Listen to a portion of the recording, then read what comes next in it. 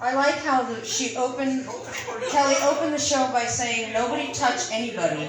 And then she's been hugging on people all night. What she really meant was, only she gets to touch people.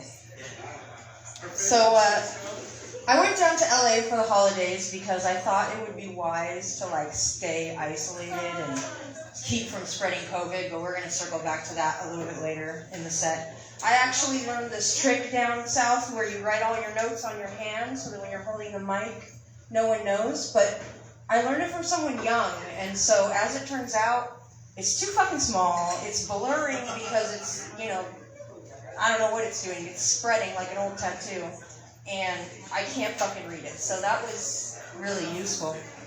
But so I went down south for the holidays. I went to LA.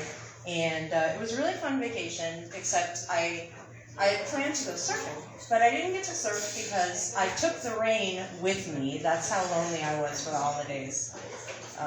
It doesn't rain down there, but it did when I was there. And they were grateful.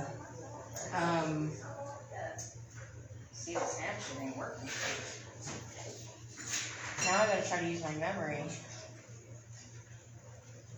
I went down, surfing. Oh, so I did some open mic nights while I was down there. And that was really fun. There was actually an audience. So that was totally different for me, because I'm used to just doing shows for comedians. I did get some laughs, but I also got a lot of really blank stares, kind of like the stare you're giving me right now. And I got some looks that reminded me of the way my mom looks at me when I let her know that I'm about to do something that is not on her list of narcissistic life plans for me. So I felt very at home. I actually did feel quite at home in LA. Everybody down there is really nice and really friendly and everything. I fit in like I was just another termite in the woodworks down there. It was great. I actually had 2 dates while I was down there. The first week, I had a date with a female comedian who bought me coffee. And the next week, I had a date with another female comedian, and I bought her tea. All right, the truth is there was a 2-drink minimum, so we sat together so that we wouldn't have to spend as much. So we didn't consummate that exchange. I did have to come back after that. It was a bummer because even when it rains down there, it's still warm, so I had to come back here.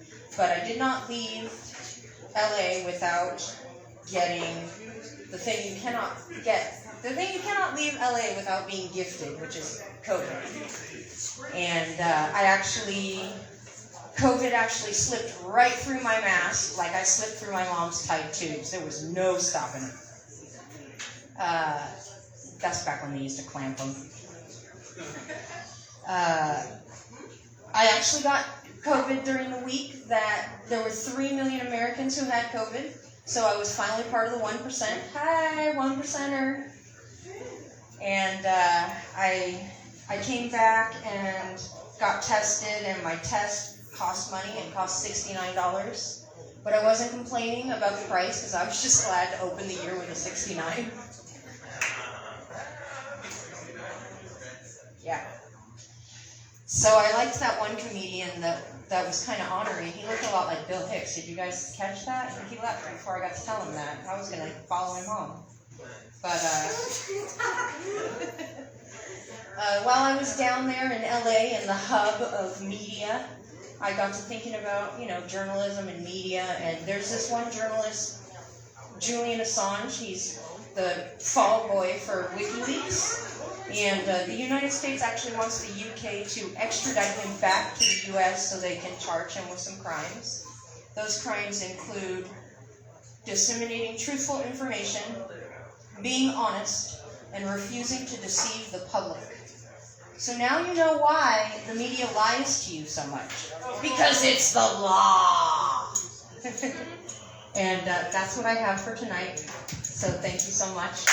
Let's get our handsy host back up to the stage.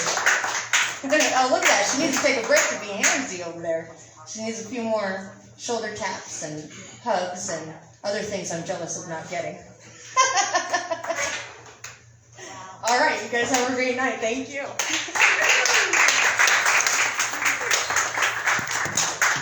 Thank you so much. Let's hear it for Nicole Rose. You're going to be glad you stayed. Gentleman at the bar wants to buy everybody around. Oh. Thank you very much. Go get it. Thank you. And oh shit, I'm still live. I'm really looking forward to our next community.